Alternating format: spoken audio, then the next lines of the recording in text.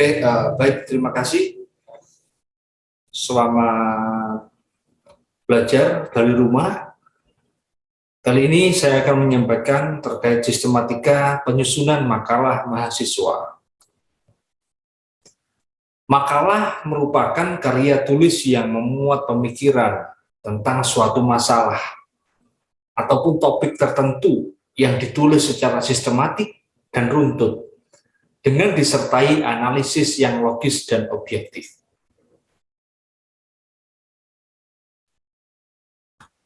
Dalam penulisan makalah, itu paling tidak ada sistematika penulisan atau tata tulis makalah. Yang pertama adalah menggunakan kertas jenis HVS berukuran A4. Ini kalau kita lakukan di saat offline atau luring. Akan tetapi ketika sebuah tugas itu diberikan secara daring, maka untuk media tulisnya itu bisa menggunakan soft file. Soft file tergantung siapa yang nanti akan memberikan tugas.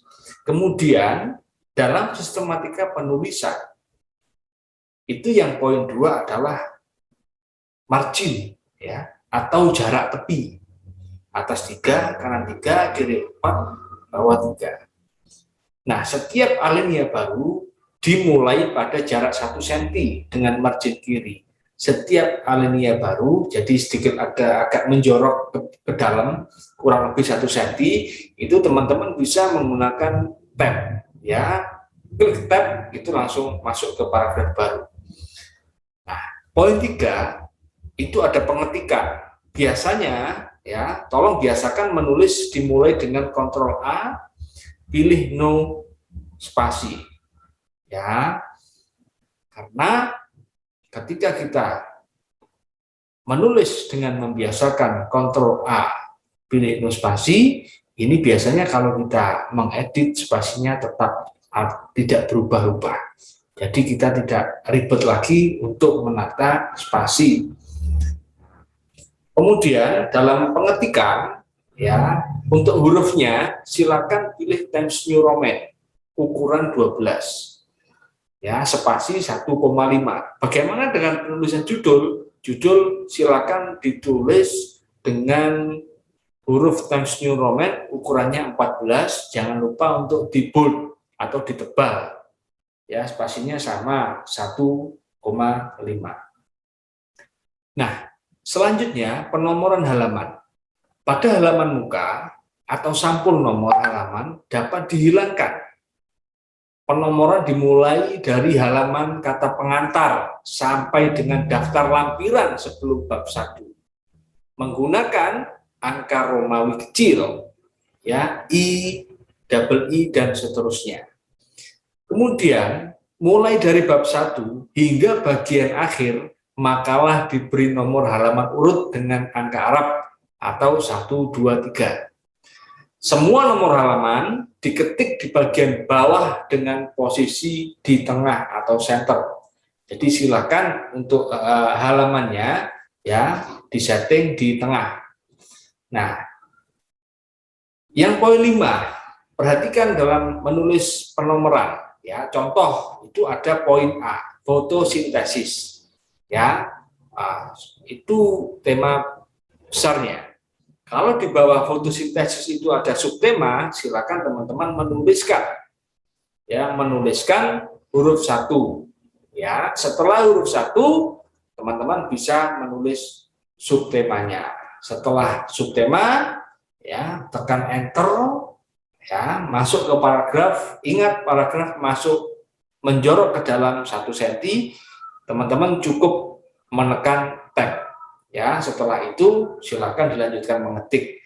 Nah, ketika dalam paragraf itu, ya, dalam poin 1, ya, paragrafnya ada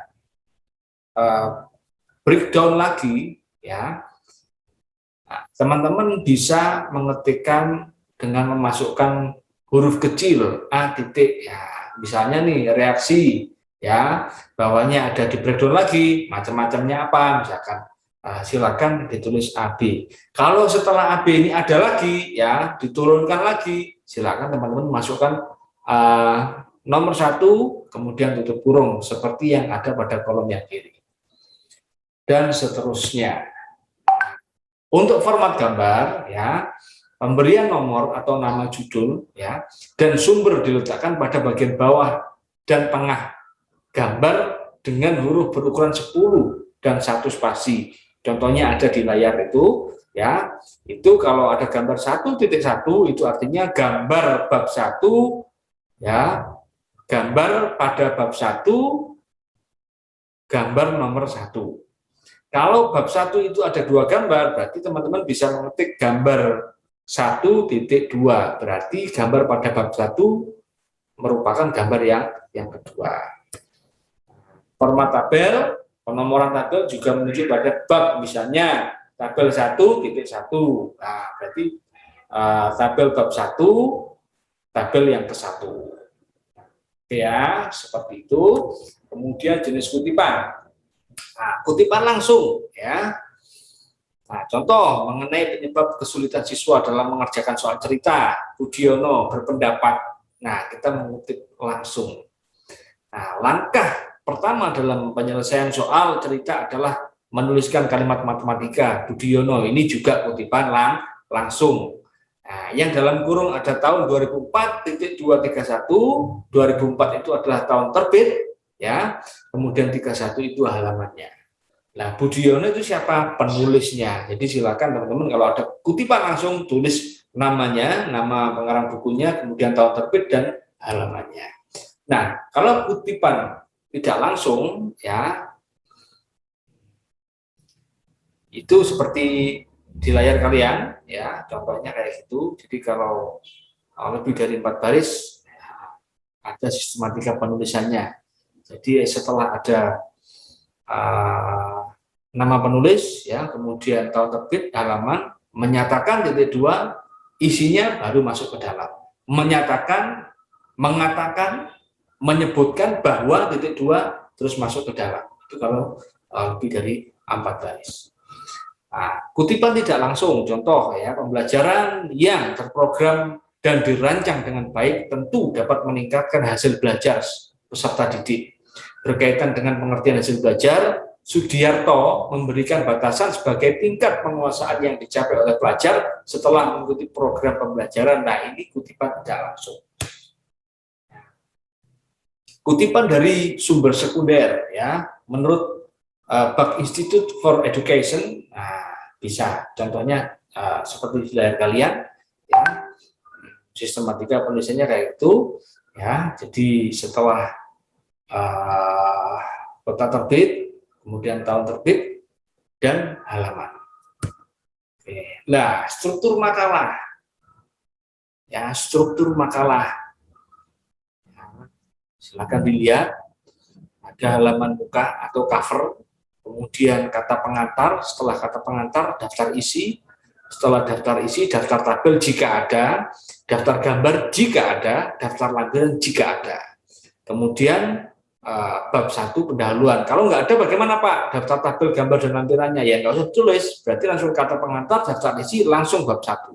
Bab 1 ditulis seperti itu, bab 1 taruh tengah di atas, baru masuk subbab, ya, subbab besar, poin A, ya, misalkan bab 1 pendahuluan, poin A latar belakang, poin B rumusan masalah besar, ya, poin C tujuan penulisan, bab 2 kajian pustaka. Kajian pustaka itu isinya adalah materi-materi atau teori-teori yang membahas tentang apa yang kalian pertanyakan pada rumusan masalah. Nah, rumusan masalah sendiri adalah merupakan sebuah pertanyaan yang menanyakan tentang masalah yang ada dalam latar belakang.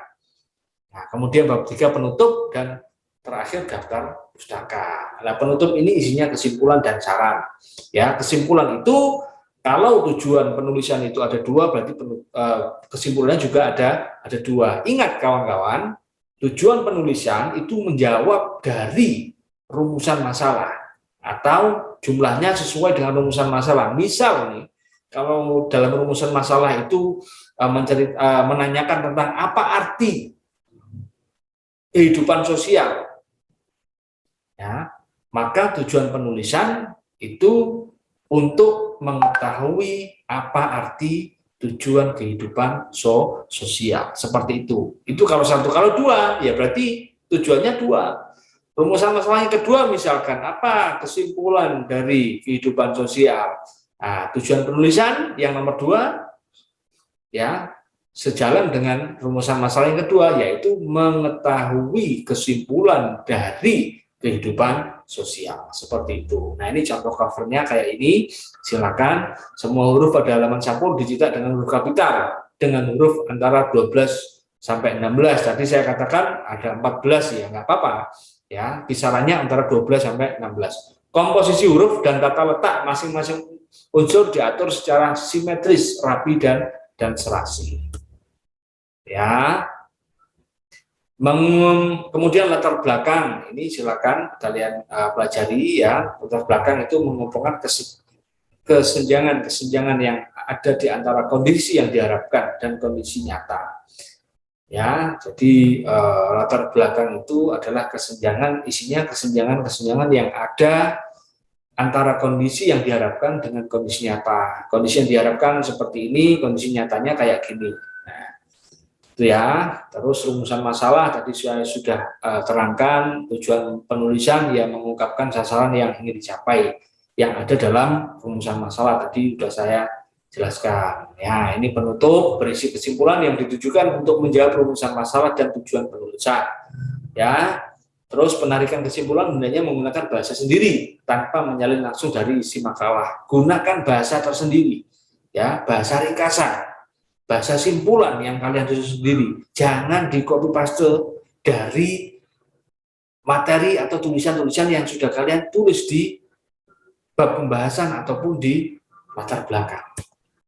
Ya, terutama di pembahasan. Kalau latar belakang kan nggak ada bahasanya. Jadi simpulannya itu. Kemudian daftar pustaka, ya, penulisan daftar pustaka pun harus benar dan lengkap sesuai abjad. Ya, jarak antara baris dengan baris adalah spasi rapat, sedangkan jarak antara sumber satu dengan lainnya spasi 5. Penulisan daftar pustaka saat ini dapat merujuk pada format internasional yaitu APA style. Ya, contohnya kayak gini. Sumber buku dengan satu orang penulis, misalnya Eri Agusta, ya, nama penulis dibalik tanpa gelar, Agusta, E, 2015, tahun terbit, ekologi tumbuhan, judul buku, Yogyakarta, kota terbit, 2, Andi Publisher, ini adalah penerbitnya, ya, itu. Sumber buku dengan 2 orang penulis, ya itu sama.